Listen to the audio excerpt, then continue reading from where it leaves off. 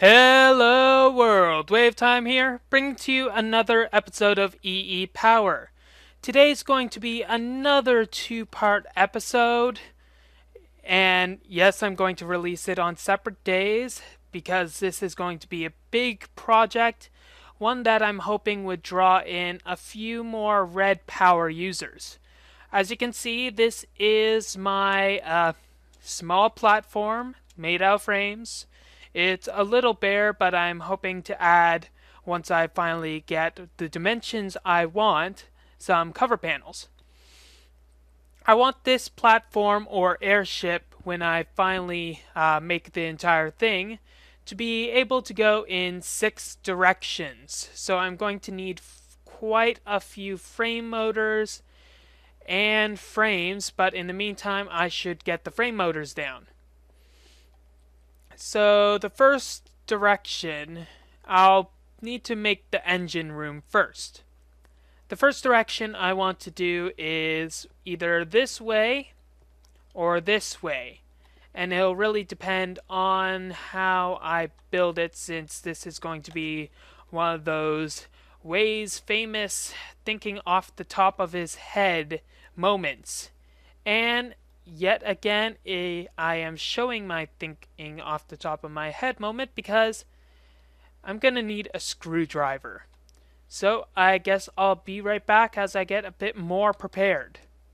Okay, now that I have my screwdriver, we can actually start on our working. So for the engine, there's going to have to be a few things to keep in mind.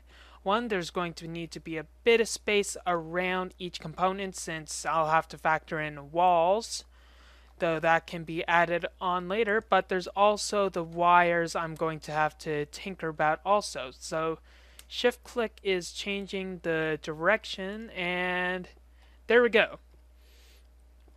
So I remember one design that I saw on a YouTube channel of an engine, so I'm going to emulate it a bit.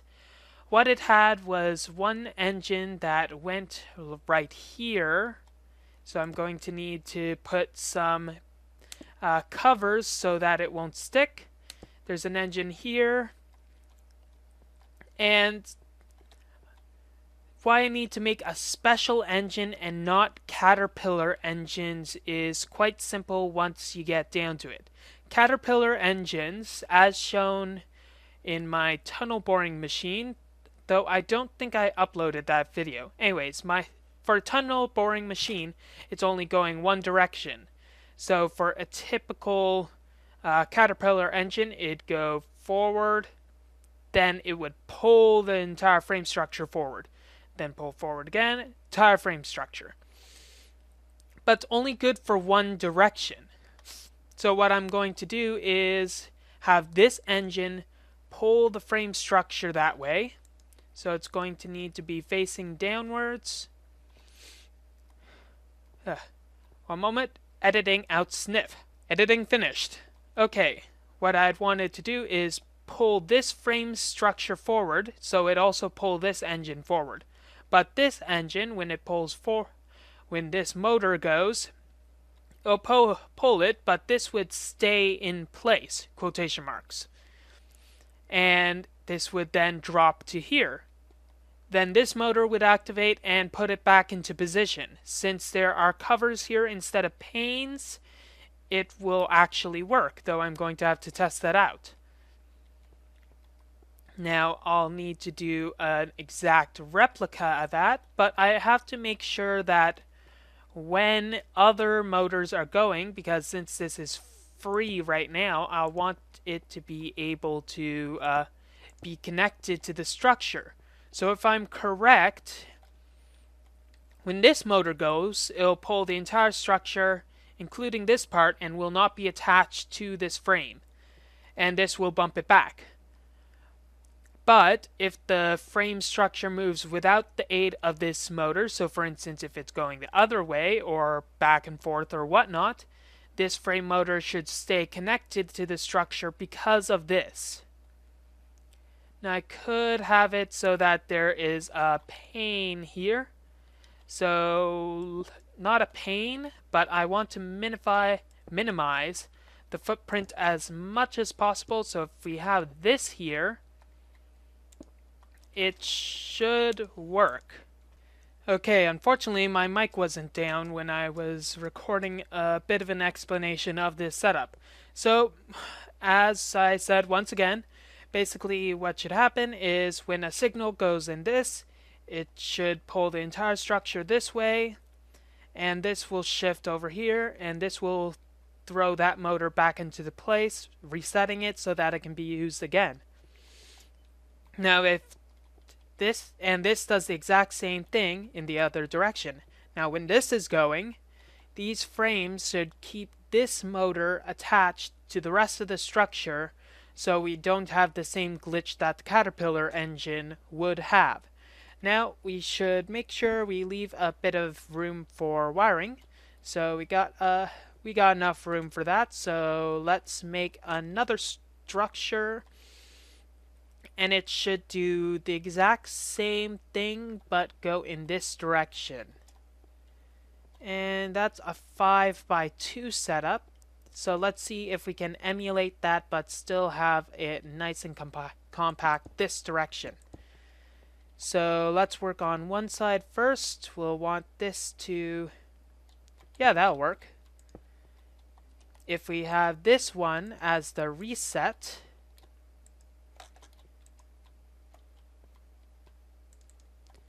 and this one as the set going downwards.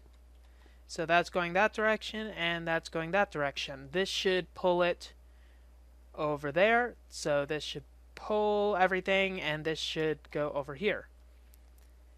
So that means we'll need to take this out and put panels, not panels, covers here, here, here, and put one more frame on top. Here, here, here, and one more frame. Attach, spin you around me bucko, and of course it's the farthest setting, and there we go. Now quickly emulate it on the other side, and we got our setup correct. Now hopefully everything works out and we got all the area we need for wires. It looks like we might not have enough space, so if we move this setup twice, we will have enough space. So I guess I'm gonna have to move it over a bit and do once again a time warp. And there we go. So there might be a few issues when we are wiring this up. We're going to have to make sure we have enough battery packs to last the day. But the battery packs isn't going to take much effort, and we'll probably only need to wire a bit of this setup for it to work. Have to make sure we're strategic in the wiring, and it's becoming dark, and I wonder if this moves and if it has a linking book stand on it, will it move with it? That might be a good thing to test out, though there might not be any point in that since the linking book would not link back to the airship, so I might be lost. Yeah, it might be fun to test out. But anyways, I'm going to have to go back to my quasi base to get more frame motors yet again. Yes, I know, I go through them quite quickly, thank you very much. And also some wires to wire this up, both power-wise and redstone-wise. So be right back while I get all that set up. It's really annoying when you have that moment when you're trying to get into bed for that nice rest and there are monsters nearby. You cannot sleep. Speaking about monsters, stupid Enderman, messing up my landscape. Take that! Death from above. Not really death, is it, when they are poning you a bit. Come on. Enderman. Enderman. Okay, you're making me do all the work here, aren't you? Okay, maybe not all the work. But, whatever. As long as you don't pick up my frames, I won't have to frame you. Yes, that was a bad pun.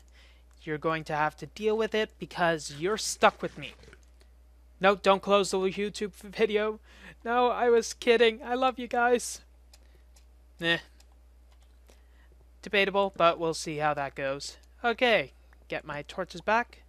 I don't think torches work anymore on these, though that's something I'm going to have to test out.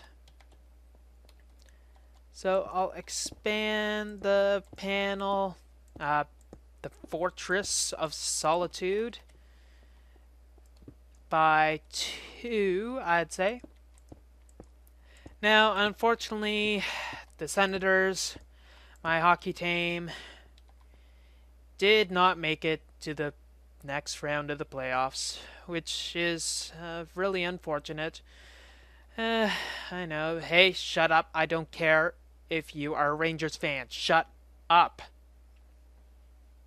The rest of you, you're fine, except the Maple Leaf fans. I don't care about you. But yeah, we didn't make it to the last round of the next round of the playoffs, rather.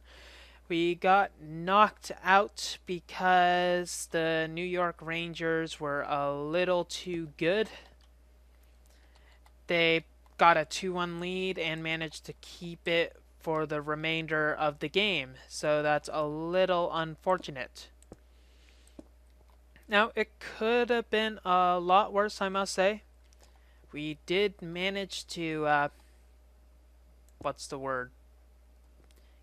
Get very good? I don't know, I'm just making things up because I'm a little pissed over it. Well, we did well enough.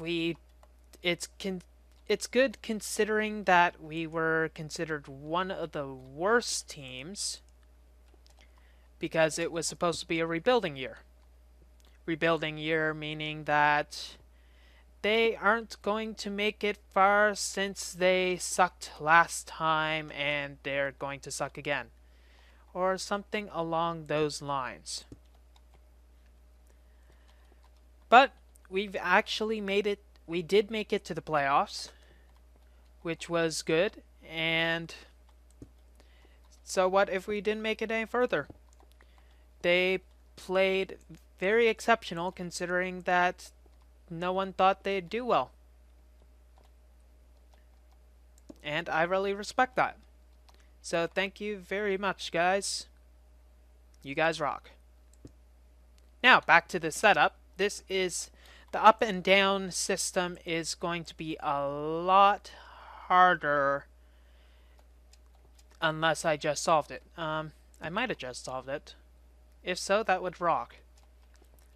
Anyways, this system is supposed to be able to move it up and down. Though, if this is working right now, I might be more awesome than I originally thought. Now, wiring up the bloody thing is going to be difficult. So, for the up and down thing, I'll go up here. Once again, oops, that might be a good thing. It's a bit longer than the other, though that's to be expected. Stop getting in my way. I will stand on top of you. Okay, so that should be the down part, and that should be the up part. When this goes up, that motor will move downwards because it's pushing everything else up, since it's connected. And then that motor will move the other motor back up. Same thing with this, but in reverse. This will be the down one. This will move all the structure downwards, and that one will, and this motor will go up here, and this one will move it back into place. Now this engine room is a lot smaller than I thought it'd have to be, and I think there is plenty of room to manage to get some wiring in, which is always a bonus. So I'll have to think about the wiring, maybe get some of my blue electric wires from my handy dandy I don't have many of those, do I? Eh. I think I'm going to wire this up and also make a bit more of a frame structure, since having just an engine is a little bad. So I'll add another floor above this in the meantime. And after a bit of editing, I'll show you what happened. Okay guys, I'm back. As you see, I've been working quite a bit on this project. I've got all the directions lined up with wires connected to their individual colors. And I've got a lot of frames and a Bluetricity network that is almost perfected. Now I got 8 battery boxes that are currently charging, though that can take a while, and I'm not going to worry about this. This is pretty much, as you can see from the outside, a raw skeleton of the engine room, which is just going to be one room of many, though this is probably only going to double in size when I'm finished it. I'm just going to need to make a main control room, which would mean that I'd need to... Whoops, that could have been bad. Which just means that I'm going to need to get computers and the like. And I'll also want to write the program to run this to a specific direction, but that can be done later. Now, I'll give you guys a chance to guess what the final outcome of this machine will be. And you guys, judging by if you guys know me well enough and the crazy builds that I tend to do, hopefully you can figure it out. I'll tell you next episode, because that's when I'm going to be starting it.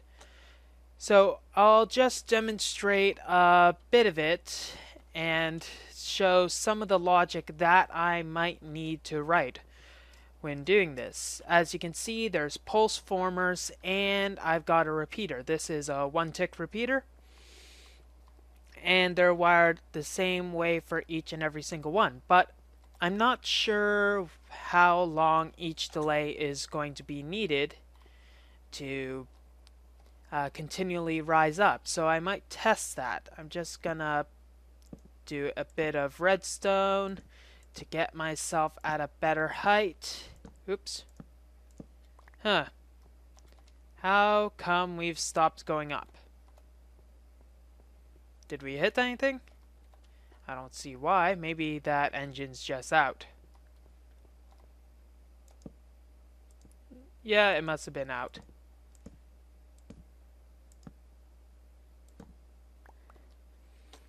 Okay, so what I want to do now that we've got a nice cruising altitude, I'm going to want to set a timer to go in that direction, which is the negative Z direction, meaning that would be the orange wire.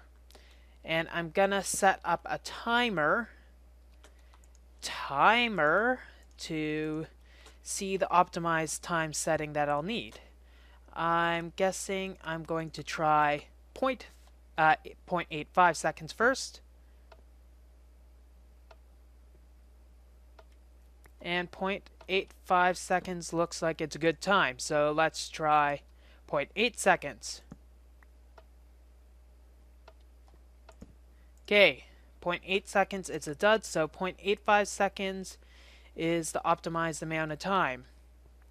And we can go quite a distance with this. I'm going to go up 2 more and then just go see how far it'll take me with a full tank of gas.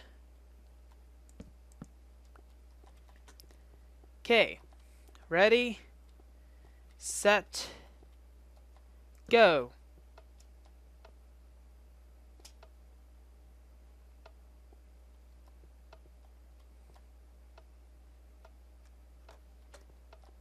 Huh. So evidently it runs out of energy pretty quickly. So, hey, look, rain. Why are you raining? Only over there. That's a serious question. Anyways, I think I'm going to have to figure out a better way to have these networked, since if I'm going to have constant driving, it's going to be problematic if the energy just disappears from the system. Let's see, how many ticks does it take? 5 times for it to run out of energy. So I'll probably have to replace these with a few batteries and have it drain from batteries reserves anyways. So what I'm gonna do is take myself downwards, put some panels on the bottom of this, and generally tidy this stuff up, and maybe possibly make a lot more bundled cables so I'll be able to connect everything up. Well, that's it for this episode, guys. Wave time, signing off. Have a wonderful day. Are you enjoying yourself? Hit the subscribe button to continue our adventure later.